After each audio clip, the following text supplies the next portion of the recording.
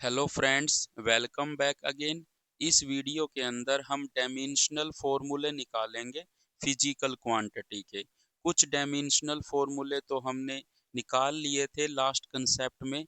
हम other physical quantity के dimensional फॉर्मूले इस वीडियो में करते हैं। अगर आपसे कहे पावर का डायमेंशनल फॉर्मूला निकालिए, तो पावर क्या होता है? पावर होता है वर्क बाय टाइम। तो वर्क का डायमेंशनल फॉर्मूला हमने लास्ट कंसेप्ट में सीखा था, ml/t-2। और टाइम का क्या होता है? t। तो पावर का डायमेंशनल फॉर्मूला क्या होगा? m l⁻²। और ये t ऊपर जाएगा तो t की पावर कितनी हो जाएगी? -3। तो ये आपका पावर का डायमेंशनल फॉर्मूला होता है। अगर आपसे कहे प्रेशर का डायमेंशनल फॉर्मूला बताओ, तो जो प्रेशर होता है वो होता है फोर्स बाय एरिया। तो फोर्स का डायमेंशनल फॉर्मूला हमारा क्या होता है? ml/t-2। और एरिया का डायमेंशनल फॉर्मूला क्या होता है? l²। सो एक एल से एक एल कैंसल आउट हो जाएगा, और एक एल जो नीचे बचेगा वो ऊपर जाकर -1 बन जाएगा, और टी की पावर -2। तो प्रेशर का डायमेंशनल फॉर्मूला भी निकाल लिया आपने। और एंगल का डायमेंशनल फॉर्मूला बताइए। एंगल का, एंगल होता है आर्क बाय रेडियस। आर्क भी दूरी होती है, सो एल आएगा। रेडियस भी दूरी होती है, सो एल आएगा। तो एल से एल कट जाएगा, तो ये क्या आएगा? m0 l0 t0। मतलब ये समझिए, एंगल जो होता है वो कैसी फिजिकल क्वांटिटी होती है? डायमेंशन लेस होता है। मतलब एंगल जो होता है आपका क्या होता है? डायमेंशन लेस होता है। क्योंकि एंगल किसके इक्वल होता है? Arc by radius. आर्क भी लेंथ है, रेडियस भी लेंथ है, तो एल और एल कैंसल आउट होकर के इसको आप ऐसा लिख सकते हो। सो एंगल क्या होता है? Dimension less. लेकिन इसकी यूनिट होती है, यूनिट क्या होती है इसकी? रेडियन। क्या होती है? Unit radian. याद रखिएगा, एंगल की यूनिट तो होती है लेकिन डायमेंशन नहीं होती है। अगर आपसे स्ट्रेस का डायमेंशनल फॉर्मूला पूछे, स्ट्रेस का, तो स्ट्रेस क्या होता है? Stress also force by area के इक्वल होता है। और यही तो हमने निकाला था कि फोर्स बाय एरिया तो प्रेशर भी होता है। इसका मतलब स्ट्रेस का जो डायमेंशनल फॉर्मूला होगा वही होगा जो किसका होगा? प्रेशर का होगा। और प्रेशर का हमने निकाला था, कितना था? ml-1 t-2। तो स्ट्रेस का डायमेंशनल फॉर्मूला और प्रेशर का डायमेंशनल फॉर्मूला सेम होता है, और कितना होता है? ये होता है। अगर आपसे कहे यूनिवर्सल ग्रेविटेशनल कांस्टेंट का बताओ। यूनिवर्सल ग्रेविटेशनल कांस्टेंट, जो आपका यूनिवर्सल ग्रेविटेशनल कांस्टेंट होता है उसका डायमेंशनल फॉर्मूला पूछ रहा है। जो क्या होता है? आपका कैपिटल जी होता है। आपसे उसका डायमेंशनल फॉर्मूला पूछ रहा है। अब देखिए, जो ग्रेविटेशनल फोर्स होती है इसको निकालेंगे कैसे? कि हमारी जो ग्रेविटेशनल फोर्स होती है एफ, वो किसके इक्वल होती है? जी m1 m2 बाय डिस्टेंस का स्क्वायर।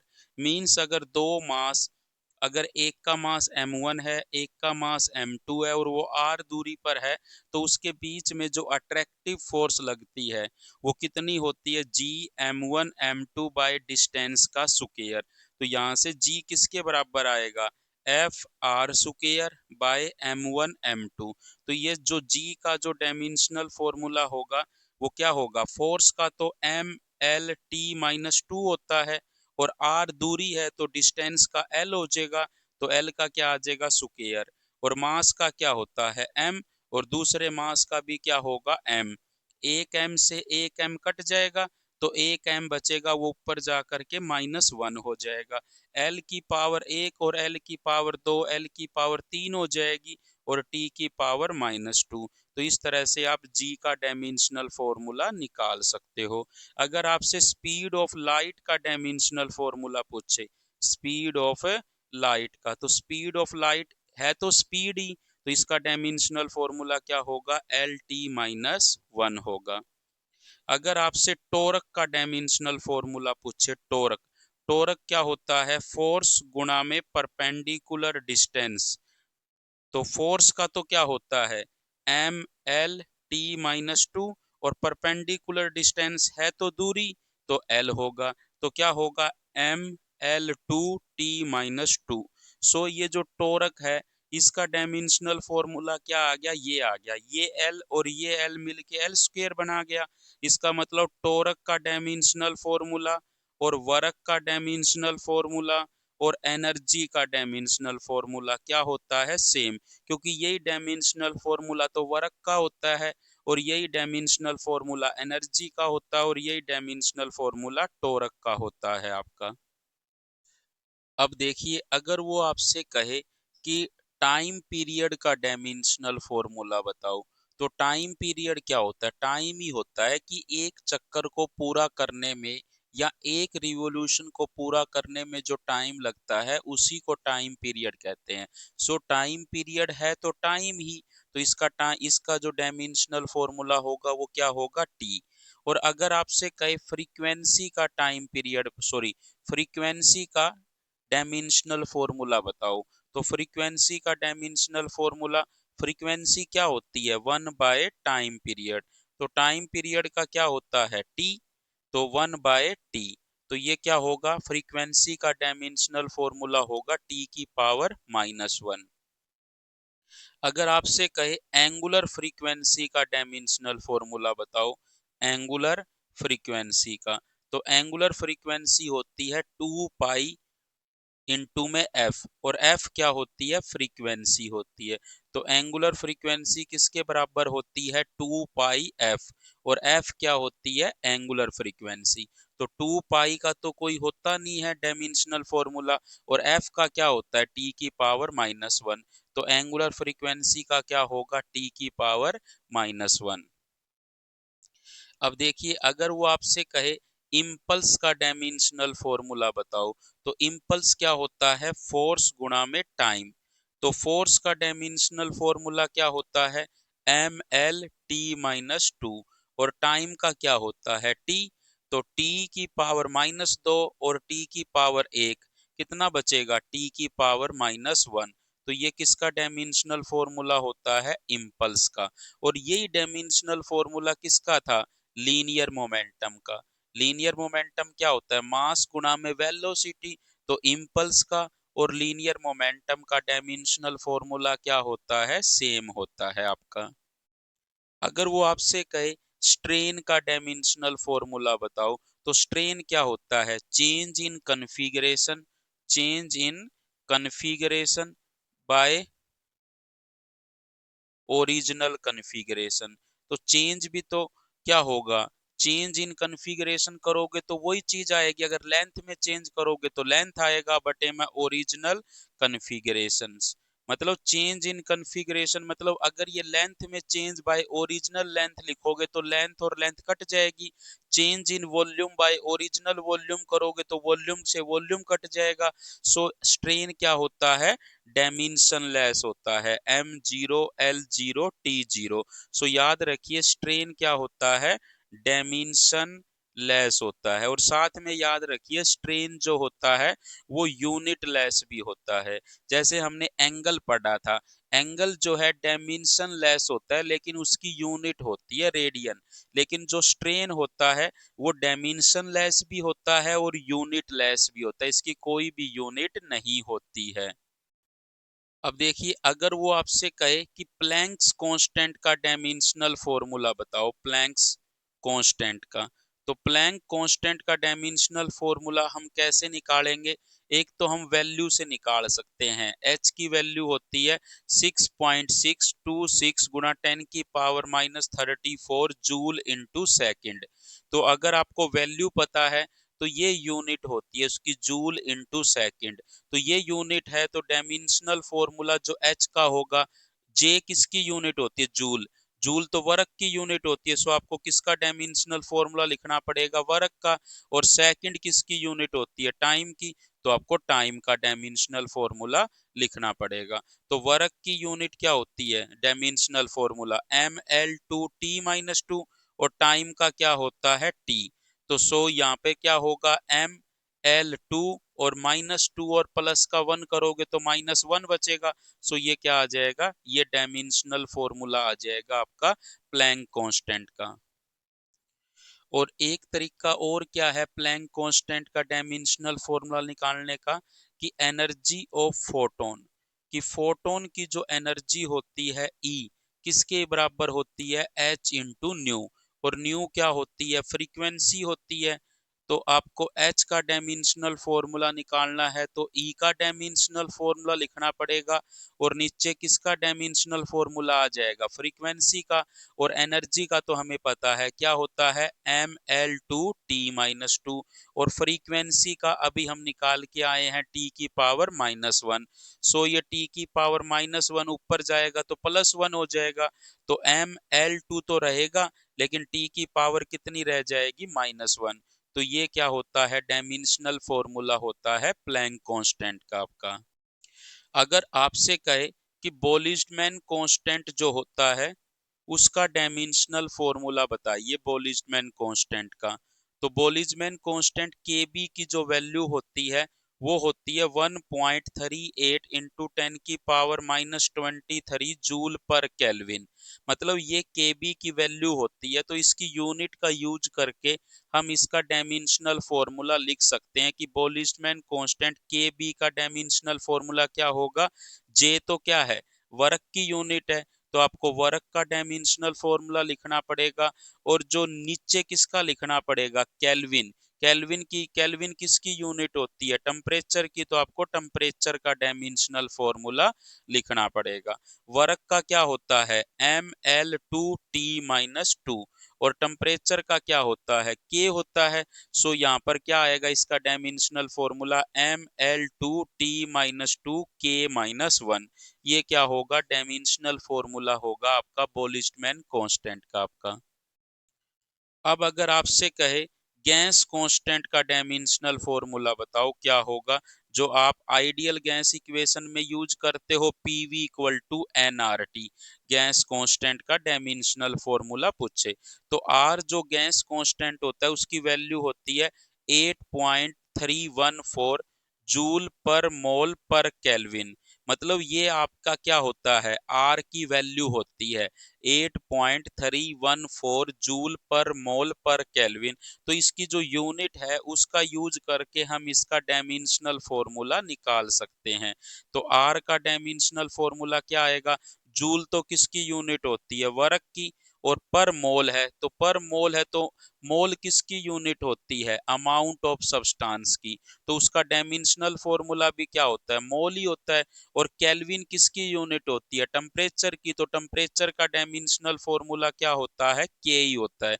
तो वर्क का डायमेंशनल फॉर्मूला क्या होगा, mL/T-2 बाय मोल, और बाय क्या है, केल्विन के। तो यहाँ पर क्या होगा, mL/T-2 पर मोल पर केल्विन, के -1 और मोल -1। तो ये किसका डायमेंशनल फॉर्मूला होगा, आपका गैस कांस्टेंट का डायमेंशनल फॉर्मूला होगा आपका। अगर आप गैस कांस्टेंट का dimensional formula PV equal to N R T से निकालना चाहो तो भी निकाल सकते हो, R equal to P V by N T. तो पी क्या है, प्रेशर है, तो पी क्या है, यहाँ पर प्रेशर है। वी क्या है, वॉल्यूम है। और एन क्या है, नंबर ऑफ मोल है। एन क्या है, नंबर ऑफ मोल। और टी क्या है, टेम्परेचर है। तो आप कैसे निकालोगे, जो प्रेशर का डायमेंशनल फॉर्मूला होगा वो लिखोगे। प्रेशर का डायमेंशनल फॉर्मूला होता है mL-1 T-2। और वॉल्यूम का होता है L की power 3 by number of mole है तो मोल का तो मोल होगा MOL। और टेम्परेचर का क्या होगा, K होगा। तो यहाँ पे क्या आएगा, mL-1 और L की पावर 3, तो L की पावर 2 हो जाएगी, T की पावर -2, मोल -1 और K -1। तो ये सेम ही आ गया आपका डायमेंशनल फॉर्मूला ऑफ आर का या गैस कांस्टेंट का आपका। अगर वो आपसे पूछे कि डायमेंशनल फॉर्मूला बताइए एंगुलर मोमेंटम का, एंगुलर मोमेंटम किसके इक्वल होता है, लीनियर मोमेंटम, लीनियर मोमेंटम गुणा में perpendicular distance. Linear momentum into में परपेंडिकुलर डिस्टेंस। तो लीनियर मोमेंटम का तो हमने निकाला था mlt-1, मास गुणा वेलोसिटी होता है, और परपेंडिकुलर डिस्टेंस क्या होता है l।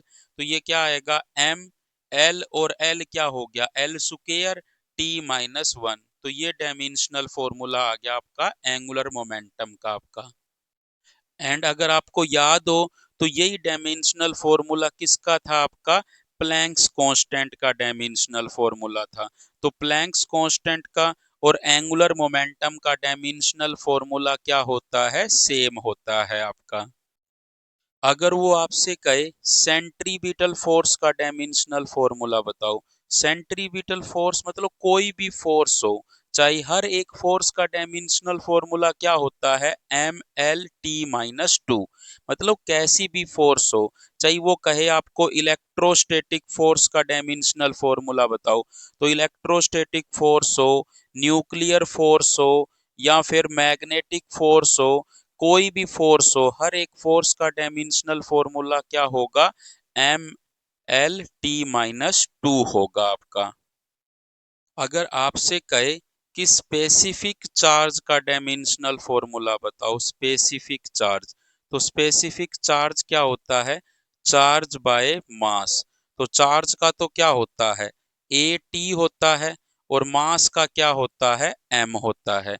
तो स्पेसिफिक चार्ज का क्या होगा ए टी m-1। तो ये होगा यहाँ पे जो चार्ज का डायमेंशनल फॉर्मूला है वो हम किससे निकालेंगे, चार्ज जो होता है उसका डायमेंशनल फॉर्मूला अगर आपसे पूछे क्या होगा, यहाँ पे मैंने डायरेक्ट यूज किया एटी, बट बता देता हूँ।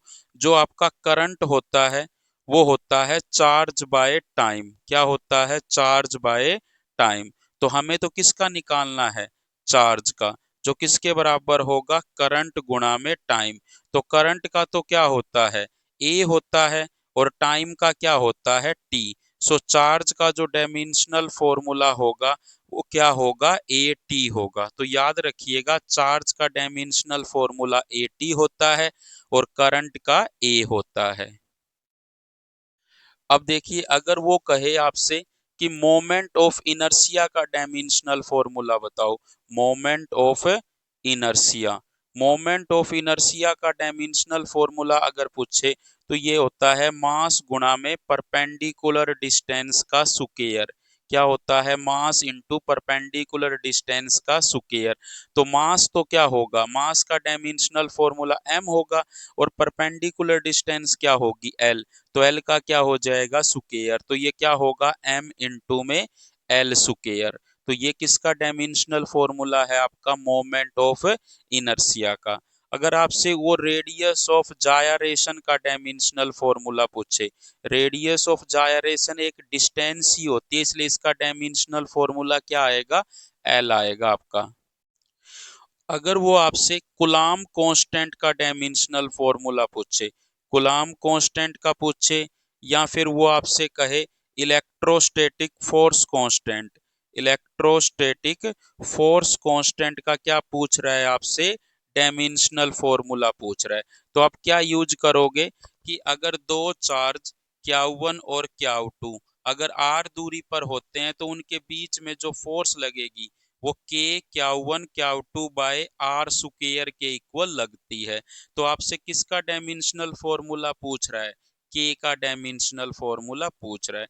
तो K किसके इक्वल होगा F R square by Q1 Q2। तो K का डायमेंशनल फॉर्मूला क्या आएगा फोर्स का तो mlt-2 होता है, और डिस्टेंस का L होता है, तो यहाँ पे क्या आ गया L स्क्वायर, और चार्ज का क्या होता है at, और दूसरे चार्ज का भी क्या आएगा at। तो यहाँ पे क्या होगा m एल और एल की पावर दो कितनी हो गई एल की पावर तीन, ए और ए कितना हो गया ए का स्क्वायर ऊपर जा करके माइनस के दो हो जाएगी, टी और टी टी स्क्वायर ऊपर जाके टी की पावर कितनी हो जाएगी -4। तो अगर आप इसको ऐसे भी लिख सकते हो एम एल की पावर तीन, टी की पावर -4 और ए की पावर -2। तो ये डायमेंशनल फॉर्मूला किसका आ गया कूलाम कांस्टेंट का आपका आ गया। अब देखिए अगर वो आपसे पूछे electrical permittivity of free space का डायमेंशनल फॉर्मूला बताइए। मतलब वो आपसे एप्सिलॉन नॉट का डायमेंशनल फॉर्मूला पूछ रहा है। तो एप्सिलॉन नॉट और कूलम्ब कांस्टेंट में ये के क्या है आपका, कूलम्ब कांस्टेंट है। कूलम्ब कांस्टेंट में और एप्सिलॉन नॉट में क्या रिलेशन होती है, के किसके इक्वल होता है, 1/4 पाई एप्सिलॉन नॉट। तो एप्सिलॉन नॉट किसके इक्वल आएगा, 1/4 पाई के। तो 1 का कुछ होगा नहीं, डायमेंशनल फॉर्मूला 4 पाई का होता नहीं, तो जो डायमेंशनल फॉर्मूला के का होगा वो इधर रख देंगे। तो आपको किसका डायमेंशनल फॉर्मूला मिल जाएगा, एप्सिलॉन नॉट का। अभी हम के का डायमेंशनल फॉर्मूला अभी निकाल के आए हैं, एम एल की पावर 3, टी की पावर -4, ए की पावर -2। तो यहाँ पे रख दिया आपने। तो एप्सिलॉन नॉट का डायमेंशनल फॉर्मूला क्या आएगा, एम की पावर -1, एल की पावर -3 और टी की पावर 4 एंड ए की पावर 2। तो ये डायमेंशनल फॉर्मूला आपका किसका आ गया, एप्सिलॉन नॉट का आ गया। एंड अगर आपसे कहे modulus of elasticity, modulus of elasticity का डायमेंशनल फॉर्मूला बताओ। तो मॉडुलस ऑफ इलास्टिसिटी का डायमेंशनल फॉर्मूला वही होता है जो स्ट्रेस का होता है, और स्ट्रेस का डायमेंशनल फॉर्मूला वही होता है जो प्रेशर का होता है। सो मॉडुलस ऑफ इलास्टिसिटी का क्या होगा, ML-1 T-2। तो यही क्या होगा, मॉडुलस ऑफ इलास्टिसिटी का डायमेंशनल फॉर्मूला होगा आपका। So thank you so much for watching this video. अगर कंटेंट अच्छा है और आपको समझ आ रहा है तो प्लीज शेयर जरूर करिए वीडियोज को, एंड हर वीडियो को आप लाइक कीजिए। अगर आपको समझ आती है तो प्लीज लाइक कीजिए वीडियो को। Thank you so much again.